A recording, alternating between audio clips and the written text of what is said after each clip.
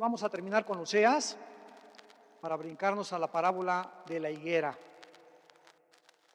Vamos a terminar aquí con Oseas, algo muy importante que nos quedó todavía pendiente para amarrar ya esta profecía insuperable, porque esto ya es algo que Dios escondió en el Antiguo Testamento con una claridad buenísima, ¿verdad?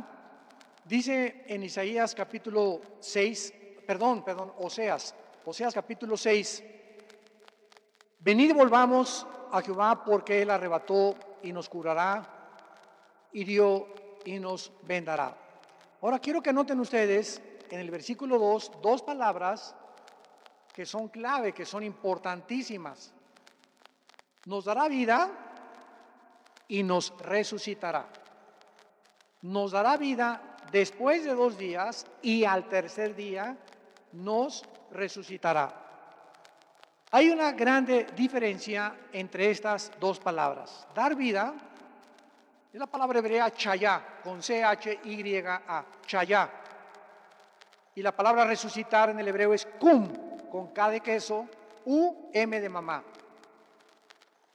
Ahora, observemos claramente, ¿verdad?, que cuando dice nos dará vida, significa al renacimiento de Israel nacional el 14 de mayo de 1948.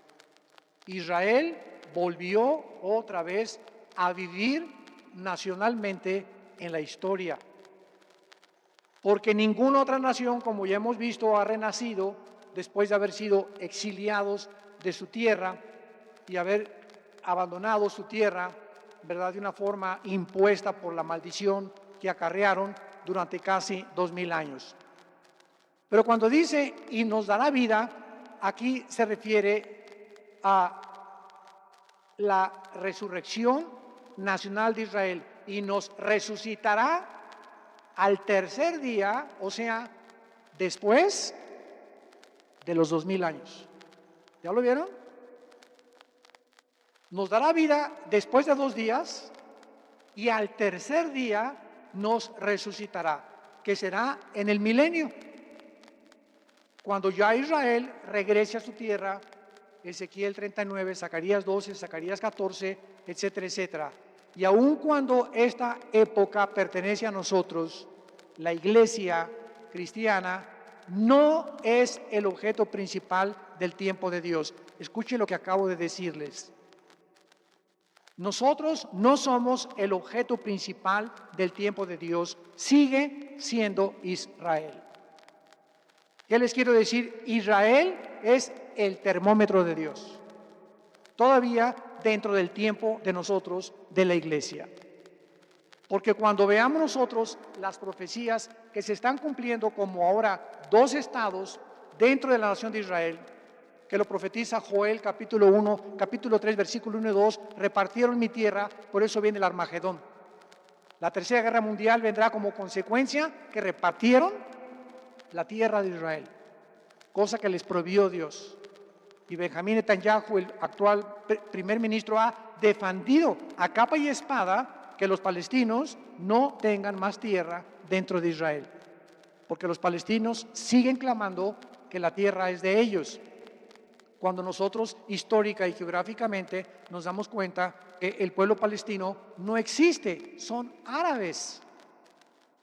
O sea, cuando en el 48 regresaron los judíos a Israel, que se llamaba Palestina, porque un emperador romano, su esposa se llamaba Palestina, y le puso Palestina para borrar el nombre de Israel. Siempre el diablo ha querido quitar el nombre de Israel. ¿Sabes qué significa Israel?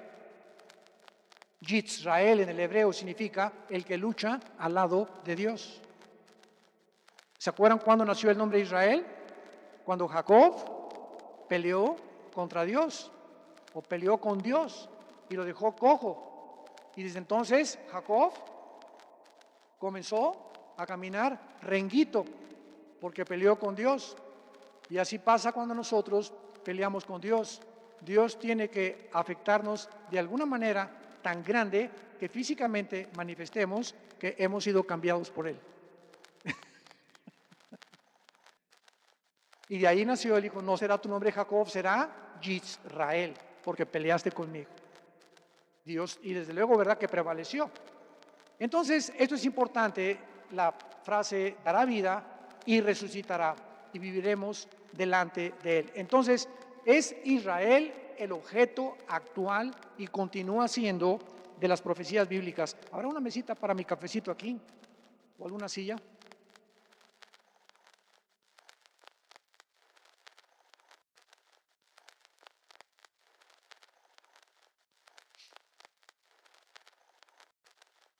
Muy amable. Muy bien.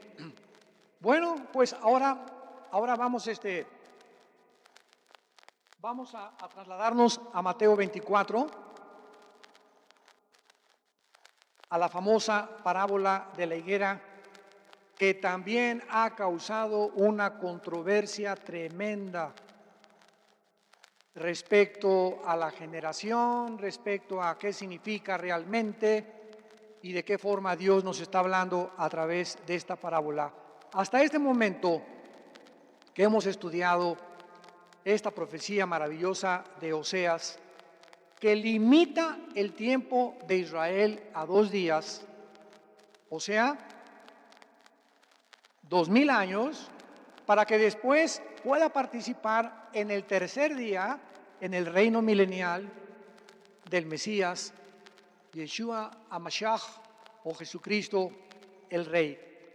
Nuestra época presente comenzó, ya lo vimos, en Pentecostés, y 10 días después de la ascensión de Jesús al cielo y 50 días después de la muerte de la cruz, vino el Espíritu Santo a hacer su residencia en todas las personas en el mundo, sin distinción de nacionalidades. Ya no hay griego, judío, romano, ¿verdad?, mexicano. Ahora todos somos uno en Cristo. Estamos bautizados por el Espíritu Santo en el cuerpo de Cristo. 1 Corintios 12:13, por un Espíritu todos hemos sido bautizados en el cuerpo de Cristo. Romanos 6, del 1 al 3. ¿No sabéis que los que hemos sido bautizados con Cristo hemos sido bautizados en su muerte? Esto se refiere al bautismo del Espíritu Santo, porque se enseñó durante muchos años. Yo recuerdo todavía en los 70s, en los 80s, cuando comenzaba a predicar, que se enseñaba que una persona ya había recibido a Cristo. Yo iba a iglesias donde decían, ahora pásenle a recibir el bautismo del Espíritu Santo, y comenzaban a tirar a la gente al suelo. O sea, que tenías que experimentar algo que te sacudía, o que te comenzaras a hacer así, o a hacer así, o a brincar. Y decían muchos, es que aquí sí se siente el poder del Espíritu Santo. Y llegaban a una iglesia donde no había esas manifestaciones y decían, no, es que aquí no está el poder del Espíritu Santo.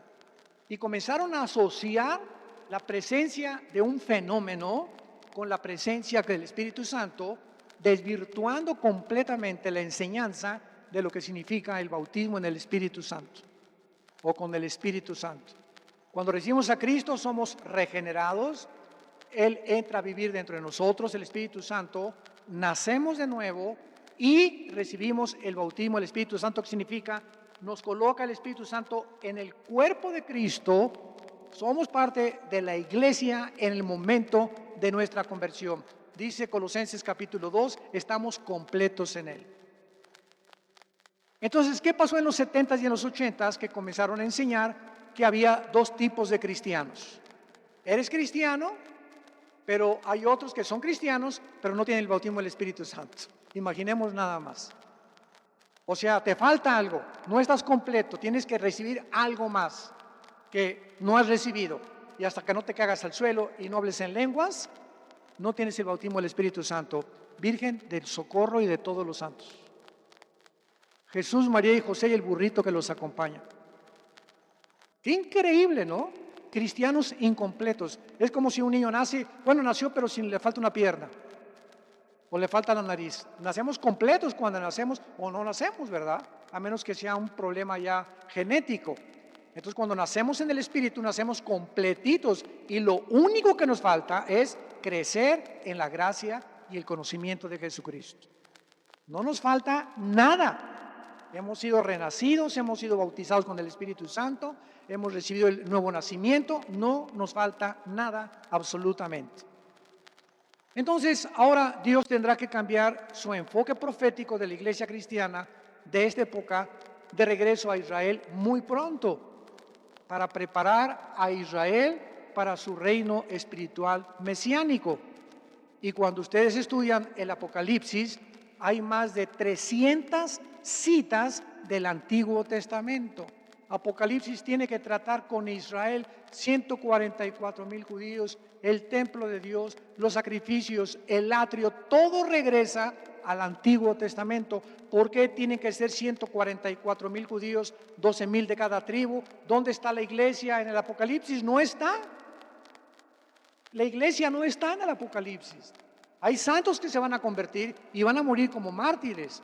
Pero la iglesia, como el cuerpo de Cristo, el Espíritu Santo no va a trabajar en la tribulación como trabajó en la dispensación de la gracia que tú y yo estamos viviendo. En la época de la tribulación, el Espíritu Santo va a trabajar como trabajó en el Antiguo Testamento. Vendrá sobre las gentes y se saldrá, vendrá y se salvará. Va a haber personas que se van a salvar, pero la iglesia ya no está como el cuerpo de Cristo, como lo vamos a enseñar en la tarde en la segunda carta de Tesalonicenses. Entonces, ahora Dios quiere que nosotros nos demos cuenta que si los judíos regresaron en el 48, comenzaron a cumplirse ya no los últimos tiempos que comenzaron desde los apóstoles, lo vimos, ¿verdad? Desde Pentecostés estamos en los últimos tiempos, de la 48 a nuestros días, estamos en los últimos días. Y vamos a ver que no pasará una generación del 48 a nuestros días antes de que Jesús venga por nosotros. Vamos a verlo con mucho detenimiento. Mateo capítulo 24, versículo 32 al 36. De la higuera aprender la parábola. Les recuerdo que la higuera representa a Israel. En la Biblia hay la higuera, la vid, que son árboles que tienen diferente simbología con Israel. La higuera, ¿sabían ustedes que es la última en el año en florecer? Y hay 3 árboles en la Biblia, muy importantes: el olivo, ¿verdad?, que representa las bendiciones, que encontramos en Romanos 11, apúntalo. El olivo representa las bendiciones. La vid al sistema religioso. Juan capítulo 15, yo soy la vid, ustedes son los pámpanos. Y la higuera, la resurrección nacional de Israel. Ya con eso ustedes van a poder tener bastante plataforma para poder entender a continuación lo que vamos a explicar. Entonces, de la higuera aprendan la parábola de la nación de Israel. Cuando ya su rama está tierna y brotan las hojas, no las flores, las hojas, saben que el verano está cerca. Así también ustedes, cuando vean todas estas cosas, conozcan que está cerca a las puertas. De cierto os digo, que no pasará esta generación hasta que todo esto acontezca. El cielo y la tierra pasarán, pero mis palabras no pasarán. Muy bien. Jesús usa una parábola de una higuera como un símbolo profético para Israel. ¿Cómo sabemos que la higuera representa a Israel? Oseas 9, versículo 10, lo dice claramente que la higuera es Israel. Apunta a Oseas 9, 10. Además, Jesús usó la parábola de la higuera relacionándola con la nación de Israel, y la cual simbolizaba una forma de castigo para los líderes de Israel. Veamos Lucas capítulo 13, versículo 6 al 9. Lucas 13, del 6 al 9. Os digo que si no se arrepienten, todos perecerán igualmente. Lucas 13, del 6 al 9. Digo también esta parábola: tenía un hombre, una higuera, plantada en su viña, y vino a buscar fruto en ella y no lo halló. Aquí estamos claramente, ¿verdad?, convencidos que esta higuera es Israel.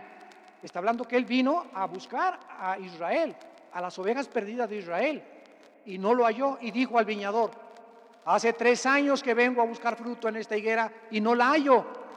Córtala, para que inutiliza también la tierra.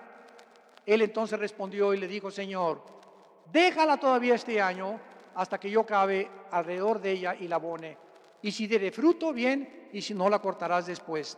Vemos nosotros que Jesús está relacionando a la nación de Israel, que no dio fruto cuando él vino y fue cortada.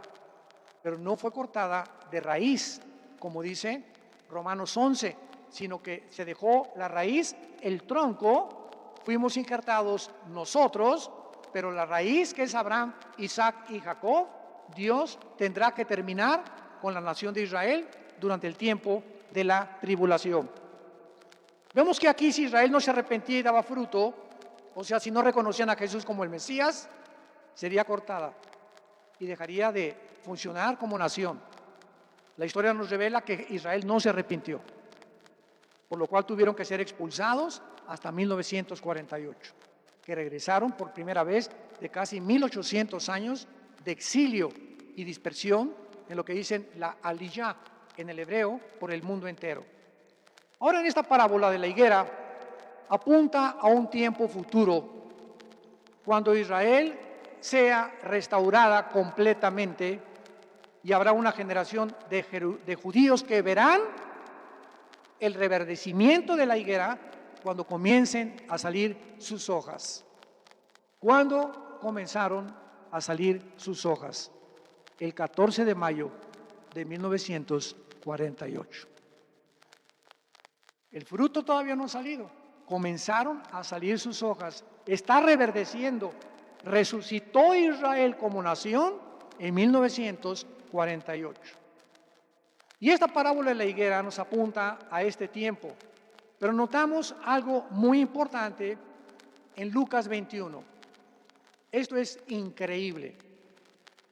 En Lucas 21, que habla de lo mismo, el Espíritu Santo nos introduce más información. ¿Ven por qué es tan importante juntar las piezas del rompecabezas y estar buscando pasajes que hablen de lo mismo para que tengamos el cuadro completo? Miren lo que dice Lucas 21, 29 y 30. También les dijo una parábola: miren la higuera, pero aquí agregó algo que no está en Mateo 24. Miren la higuera y todos los árboles. Cuando ya brotan, viéndolo, saben por ustedes mismos que el verano está cerca. Así también ustedes, cuando vean que suceden todas estas cosas, sepan que está cerca el reino de Dios. De cierto les digo, no pasará esta generación hasta que todo esto acontezca. Noten algo: la higuera, y aquí se agregan, y todos los árboles. Dentro del contexto del renacimiento de Israel como la higuera, esta inclusión es muy significativa, porque aquí debemos de recordar que el Medio Oriente actual, como lo vemos, es un producto del siglo XX. ¿Sabían? O sea, hasta 1925, 1930, el Medio Oriente no existía como existe ahorita. Y después que los ingleses vencieron al Imperio Otomano Turco, repartieron el Medio Oriente y dijeron: Jordania es acá, el Líbano al norte, Egipto para acá, a Israel le vamos a dar este pedazo de tierra. Y ellos repartieron el Medio Oriente alrededor. Y estas naciones son los árboles que junto a Israel en la misma época nacieron. Qué impresionante. Les voy a dar ahorita las fechas de todo esto. Después de la Primera Guerra Mundial, duró 500 años el Imperio Otomano Turco. Los ingleses llegan y acaban con los musulmanes, sacan a los musulmanes del Medio Oriente, los ingleses se apoderan del Medio Oriente, termina la Segunda Guerra Mundial, la Liga de las Naciones, que ahora es la ONU, saca a los ingleses también. Y ahora todo lo que es la zona del Medio Oriente es repartida y a cada nación se le pone en su lugar. vean cómo Gran Bretaña y Francia dividieron estos territorios como naciones nuevas que no tenían el lugar geográfico que tienen ahorita. Por ejemplo, el Líbano en 1920, si lo quieres ir apuntando. Siria, 1920. Turquía, 1923, como una nación nueva secular. Arabia Saudita hasta el 32, 1932. Irak hasta 1932. Jordania hasta 1946. Israel, 1948. Cuando vean la higuera y todos los árboles, o sea, alrededor de una higuera hay árboles, ¿verdad? Y en la Biblia los árboles representan seres humanos o naciones también. Sepan que el verano está cerca. Y con el renacimiento milagroso de Israel, comenzaron a brotar las hojas de la higuera junto con todos los árboles alrededor, que son las naciones que para que Israel pudiera establecerse en el Medio Oriente, ¿cómo podían los árabes pelear contra alguien que la Biblia profetizaba que se convertiría en la manzana de la discordia hasta que Jesucristo regresara? Si Israel no hubiera regresado, ¿con quién pelearía el anticristo? Si Israel no hubiera regresado, ¿cómo podían cumplirse las profecías de Ezequiel 38 y 39? Que se va a juntar Rusia, Irán, y Turquía, Libia y Sudán contra Israel. Si Israel no hubiera regresado en el 48.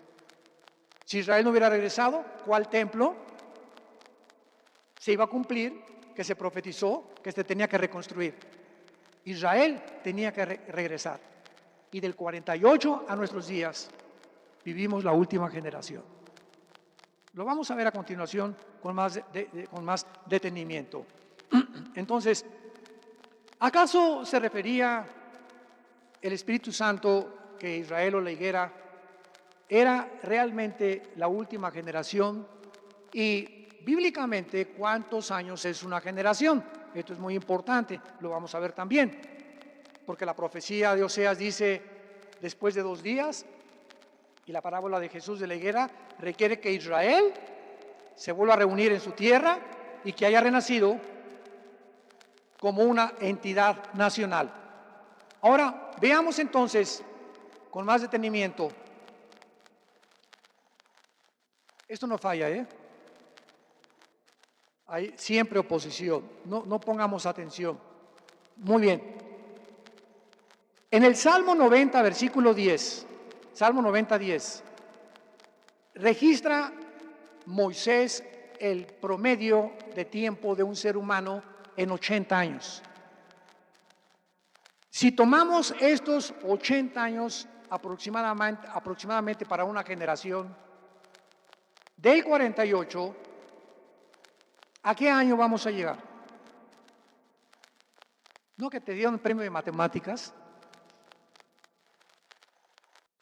¿No que no necesitabas calculadora? 48 más 80, 2028. En el año 2028. ¿En qué año estamos? Y no estamos poniendo ni un día ni una hora. Estamos haciendo cálculos de acuerdo a la Biblia sin establecer días ni horas.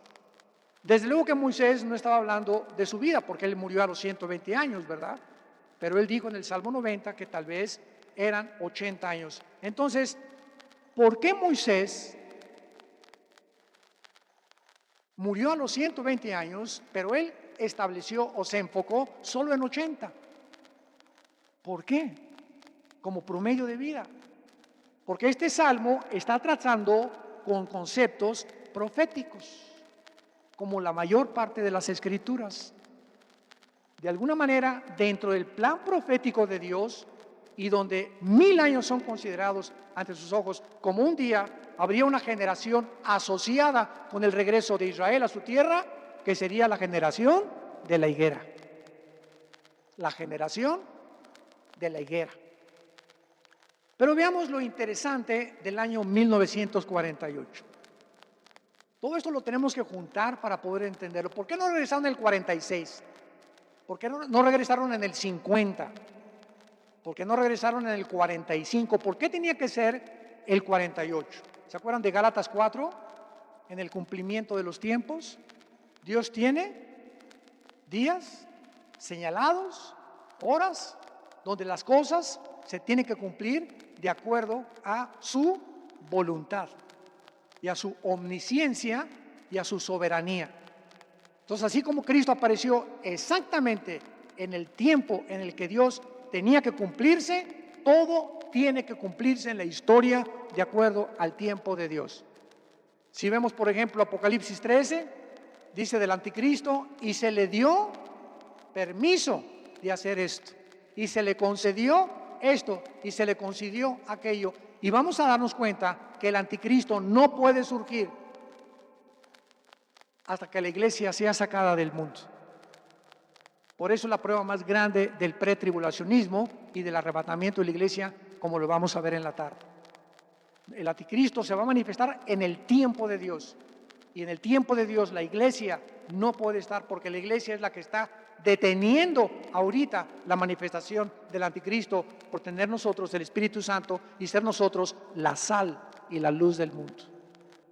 Y cuando ya no haya sal ni haya luz, el anticristo, el falso profeta, los ángeles caídos, los demonios, las úlceras, los terremotos, la caída de meteoros, todos los tsunamis que van a pasar contra el mundo vendrán, porque no habrá nadie. Dios dará completamente libertad para que Satanás haga lo que le dé la gana. Aún a los mismos santos el anticristo los matará, con el permiso, desde luego, de Dios. Veamos el significado de 1948. Esto es muy interesante. Como hemos visto, Israel es sacado de su tierra por el Imperio Romano 70 años después de Cristo. Y aun cuando la iglesia ya estaba en la mente de Dios, desde luego, así como Cristo fue inmolado desde antes que el mundo se fundara, para continuar con la evangelización del mundo, la iglesia, insisto, no es el principal enfoque profético de los últimos tiempos, es Israel. La iglesia tiene un futuro profético, como la resurrección y el arrebatamiento de la iglesia. Y la mayoría de los eventos proféticos, por cumplirse en el mundo durante los últimos tiempos, están centrados en Israel. Y ahorita todo lo que pasa en Israel, atención, es el centro que Dios escogió desde Abraham. ¿Por qué escogió Dios a Israel, hermano? ¿Y por qué no a los mexicanos? ¿Y por qué no a los guatemaltecos? ¿Y por qué no a los salvadoreños? ¿Y por qué no a los italianos? ¿Y por qué no a los ingleses? Porque a Dios le dio la gana. Bueno, sí, yo entiendo que Dios le dio la gana, hermano, pero hay otra pregunta. ¿Pero hay algún propósito específico por lo cual Dios haya escogido a un grupo insignificante, en una región geográfica insignificante, para que en ese lugar geográfico y en ese pueblo toda la historia se cumpliera, desde el Abraham hasta el Apocalipsis? Y toda la historia gira los imperios: Egipto, Asiria, Babilonia, medos persas, griegos y romanos. Los 6 imperios de toda la historia han perseguido y han sido Israel el centro de la atención de Dios. Hasta la muerte de Cristo, que dice Dios a Israel: se me van a la banca y voy a formar una nueva entidad que se llama la iglesia. Y cuando termine con la iglesia y me lleve la iglesia, seguiré con ustedes. Porque tengo 7 años que no se han cumplido de la profecía 70 semanas de Daniel, que yo tengo que cumplir, que serán los 7 años de la tribulación. Entonces, si tú quieres saber en qué tiempo nos encontramos, pon tus ojos en Israel y lo que está pasando ahorita en Israel. ¿Qué está pasando en Israel? Hace 3-4 meses que cambió el gobierno en Estados Unidos. La nueva administración del presidente Biden ha dicho que no va a continuar apoyando a Israel. ¿Qué significa esto? Que la Biblia profetiza que Israel se va a quedar solo. Y hasta esta administración norteamericana nunca había pasado desde la Segunda Guerra Mundial. Todos los presidentes, Eisenhower, Reagan, Carter, Bush, todos apoyaron a Israel. Trump fue el que más lo apoyó porque puso la embajada en Jerusalén. Y por primera vez en la historia nos damos cuenta que Israel se está quedando solo, tal como la Biblia lo profetizó. Y ven, se viene Rusia, Irán, Irak, Salmo 38, Ezequiel 38, 39 contra Israel, porque tenía que cumplirse las profecías. Y para que Israel pudiera ser el centro y el termómetro de Dios, tenía que Estados Unidos caer económica y militarmente como lo está haciendo ahorita, para que Israel quedara sola, y entonces Rusia se venga con la China, e Irán y Turquía se venga sobre Israel, y se cumplan las profecías. Y ahorita que quieren meter a los palestinos dentro de Israel, ya tienen la Franja de Gaza y tienen el Banco Oriental, que es Jericó, pero un estado dentro de otro estado. Haz de cuenta que si en México nos dicen, pues ahora Guatemala va a estar también en México. La mitad para Guatemala, y de la Ciudad de México a Quintana Roo, Guatemala, y de aquí hasta Baja California, México. ¿A quién le va a gustar eso? O sea, a nadie, ¿verdad? Es lo que están haciendo con la nación de Israel. No lo han hecho nunca con ninguna nación en el mundo. ¿Por qué tenía Israel que ser repartida entre dos estados? Para que la Biblia se cumpliera. Ahora bien, entonces será el despertamiento espiritual de Israel, su arrepentimiento nacional y su aceptación de Jesús como el Mesías, lo que se requerirá para que el milenio sea establecido. Porque el milenio no puede entrar Israel no arrepentida, ya que todas las profecías de Jeremías 33, Jeremías 36, Jeremías 50 y 51, Zacarías 12, Zacarías capítulo 14, Malaquías, el libro de Daniel, todas hablan de la restauración espiritual de Israel. Ya vino la primera, que es nacional, viene la última, que es la espiritual, cuando lloren y acepten a Jesús como el Mesías. Ahora, muy bien, ¿sabían ustedes en qué año nació Abraham? Abraham nació de Adán a Abraham, pasaron 1948 años. 1948 años de Adán a Abraham. ¿Coincidencia? Que en 1948, después de Cristo, Israel regresa a su tierra. Esto es impresionante, o sea, aquí no hay coincidencias. Aquí son tiempos proféticos de Dios. ¿Por qué en el 48? Porque Dios estaba repitiendo los ciclos, como dice el libro de Eclesiastés. La historia es un ciclo y todo se vuelve a repetir cuando nosotros ponemos atención. Y esta es la razón por la cual en el 48 fue marcado la cuenta regresiva de Dios para los últimos tiempos. Del 48 a nuestros días, contemos los días. Contemos los días del 48 al tiempo en que nos encontramos actualmente. Ahora, ¿por qué no fue otro año? El renacimiento de Israel marcaría el final de la diáspora o de la dispersión en el mundo, y del pasado siglo XX podemos mencionar ejemplos, ¿verdad? Que la declaración Balfour, que fue la que los ingleses firmaron para que regresara en 1917, se reconociera a los judíos. En noviembre del 47, 30 años después de la declaración Balfour, las Naciones Unidas comienzan a percibir que Israel tenía que regresar. El 7 de enero del 49 termina la guerra de independencia de Israel. En noviembre del 47 se marcan 30 años de la declaración Balfour, y más allá de las profecías de Oseas y de Ezequiel y la parábola de la higuera de Jesús, podríamos encontrar alguna clave significativa para que fuera en 1948. Claro que sí, el nacimiento de Abraham. Dios comienza una nación con Abraham y Dios vuelve a comenzar con la misma nación en el 48 otra vez. ¿Coincidencia del destino? ¿O qué fue lo que sucedió realmente? Ahora bien, si nosotros regresamos a Mateo 24, a la parábola de la higuera, y Jesús dice, no pasará una generación hasta que todo esto acontezca, y del 48 al 28 son los 80 años que en el Salmo 90 Moisés establece que duraría una generación. Las hojas de la higuera representan el renacimiento de Israel después de 2 días, de 2000 años y el nacimiento de la generación de la higuera. Nosotros somos esa generación. Todos los que nacieron del 48 a nuestros días, ahorita tienen 72 años de edad, 73 años de edad.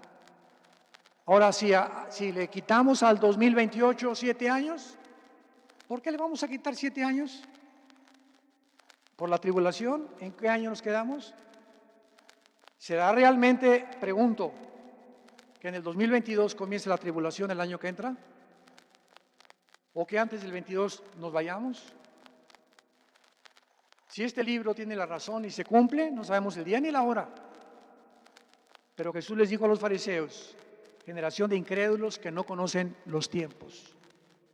Y Dios en Lucas 21 dijo: estad preparados, y cuando estas cosas levanten sus ojos, porque no nos quiere agarrar sin preparación, como la parábola de las 10 vírgenes. Mateo 25, ¿se acuerdan lo que pasó? 5 vírgenes tenían aceite y las insensatas no tenían las lámparas cargadas. La lámpara es a mis pies tu palabra. El aceite es el Espíritu Santo. La iglesia está llena en el mundo entero. Las iglesias cristianas están llenas de personas que tienen la Biblia bajo el brazo y tienen su lámpara, pero no tienen al Espíritu Santo. No han nacido de nuevo. Son profesantes, cristianos profesantes. Jesús dijo en Mateo 7, vendrán muchos en mi nombre diciendo: yo fui a la iglesia de Querétaro, oí al hermano Alán y a sus hijos y al pastor Alducin, etcétera, etcétera. Yo nunca te conocí, te va a decir Jesús, pero yo fui a los estudios bíblicos, nunca te conocí. Hablé lenguas, de veras, hasta los mormones hablan lenguas. Hice milagros. El diablo puede repetir y hacer falsificaciones y las hace con el anticristo. Los brujos en el tiempo de Moisés, Éxodo capítulo 7, hicieron que la madera se convirtiera en culebra, igual que lo que hizo Moisés. Entonces, el hecho que haya milagros no nos habla que sea necesariamente de Dios. Tenemos que discernir de dónde vienen los milagros. Y les dirá Cristo: nunca te conocí, porque nunca hiciste la fe sin obras. Nunca demostraste con el cambio de tu vida que realmente habías nacido de nuevo. Alejaos de mí al fuego eterno. Y la parábola de las vírgenes nos muestra que 5 se fueron con el Señor. El esposo viene, y corrieron las otras. O sea, había un anuncio que venía Jesús. Como ahorita el Espíritu Santo nos está diciendo: viene el rapto, ya se oye la voz del esposo que viene por nosotros. Y cantidad de cristianos, aun cuando oyen estos estudios que estamos compartiendo, no cambian. No les llega con tal profundidad la palabra de Dios, de lo duro que tiene en su corazón. Les entra por acá y les sale por el otro oído. Y hasta que no haya en tu vida un cambio donde tu familia reconozca: oye, don Pancho ya dejó de tomar, ya no es alcohólico, ya abraza a su esposa, abraza a sus hijas. Mira, este muchacho que era rebelde, parrandero y jugador, ahora respeta a sus papás, va a la iglesia. Hasta que no haya en nosotros un cambio, que la gente de nuestra familia reconozca y que digan: es que, ¿qué fue lo que te cambió? No podemos llamarnos cristianos. Si te llamas cristiano y eres la misma mujer y el mismo hombre de hace 10 años y te sigues comportando como hace 5 años, tú no tienes a Cristo. Él vino a revolucionar, a transformar mi vida, mis pensamientos, mi manera de ver el mundo, mi manera de ver a las mujeres, mi manera de amar a mi esposa, mis principios, mis metas ya no son hacer dinero, ni ser famoso, ni ser popular, ni de estancar, ni de que me vean, ni de que me aplaudan, ni de que me reconozcan. Seguimos la humildad y la mansedumbre del Hijo de Dios. Y mientras en nuestras vidas no haya esas características del carácter de Jesús, se nos olvida que al llegar al cielo, ¿cuál es la primera pregunta que Dios nos va a hacer? ¿Sabían ustedes? Llegandito al cielo, ¿qué nos va a preguntar Dios? ¿Cuántas almas ganaste? No. ¿Cuántas iglesias construiste? Tampoco. Eso no impresiona a Dios. Y si hicimos 100 iglesias, fue el que lo hizo, porque somos creación suya en buenas obras, las cuales Él preparó para que anduviéramos. No hay nada que nos jactemos ante Dios. ¿Qué nos va a preguntar Dios al llegar al cielo? Nos va a preguntar estas palabras. ¿Cuánto te pareces a Jesús? Es la pregunta que Dios nos va a hacer al llegar al cielo. ¿Cuánto te pareces a Jesús? Romanos 8, 28 y 29. Estamos siendo transformados a la imagen de su Hijo Jesucristo. ¿Cuál es el propósito principal por el cual Dios nos salvó? Ganar las almas es secundario, hacer buenas obras es secundario. El principal propósito por el cual Dios nos salvó es conformar el carácter de su Hijo en nosotros. El carácter de Jesucristo en nosotros. Conformarnos y ser igual a Jesús. Aunque claro que nunca llegaremos a ser exactamente igual a Él, pero estamos, como dice Colosenses, trabajo, dice el apóstol Pablo, hasta que Cristo sea formado en ustedes. Es el discipulado. ¿Qué es el discipulado? El comenzar a seguir a Jesús a través de este libro y tratar de que sus lecciones y sus ejemplos entren a nuestra vida y yo lo trate de imitar lo más que pueda. En mi casa, en mi familia, en mi matrimonio, en mi trabajo, con mi honradez, con mi integridad, con mi vida de verdad y no de mentiras. Eso es lo que Dios busca, el carácter de Jesús en nosotros. Y para terminar, ustedes saben estos últimos meses, ¿cuántos hombres de Dios han caído? ¿Cuántas iglesias han cerrado? ¿Cuántos pastores ya no regresan simplemente porque no tenían llamado? Porque lo que es de Dios, Él sostiene y Él provee. Lo que es de Dios permanece porque es de Dios y porque es Dios el que está detrás. Entonces hay cantidad ahorita de líderes, pastores, iglesias que está limpiando, o sea, que estaban ahí, tenían programas, luces y sonido y no tenían a Jesús. Porque se estaban convirtiendo en obras de teatro ya muchas iglesias, con unas proyecciones y lo que tú quieras, y edificios y mega iglesias por aquí y por allá, pero no estaba Jesús y tuvieron que cerrar. Supe de una iglesia en Guatemala que es una de las más grandes que tuvieron que despedir a más del 50% de los empleados porque ya no tenían dinero para seguir abriéndola ni seguir sosteniéndola. Increíble. Y una cosa que les puedo decir con todo mi corazón es lo siguiente: en todo el año pasado que vino la pandemia, sobre mí está la responsabilidad de todas las iglesias de Villanueva, misioneros, choferes, secretarias, pastores, las familias de los pastores, etcétera, etcétera, viajes. Todo está sobre mi esposa y sobre mi persona. Si yo no tuviera a Jesús, estaría en un psiquiátrico. ¿Qué es lo que me ha sostenido cuando vino?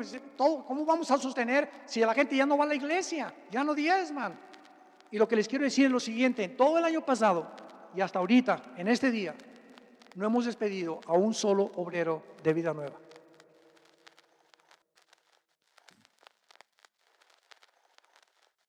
A ningún chofer, a ningún albañil, a ninguna secretaria, a ningún asistente, a ningún grupo de los de alabanza, a ningún pastor. No hemos dejado de sostener la obra.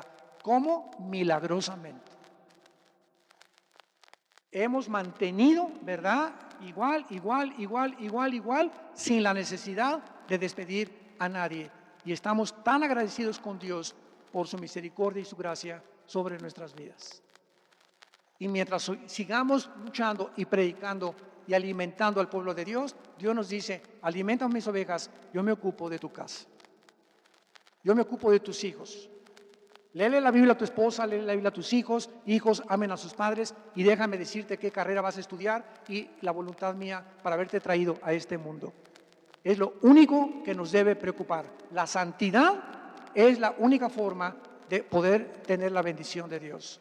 El pecado trae tristeza, frustración, amargura, rencor, coraje contra la gente, contra Dios, y por eso a mucha gente le va tan mal en la vida. El que encubre sus pecados no prosperará.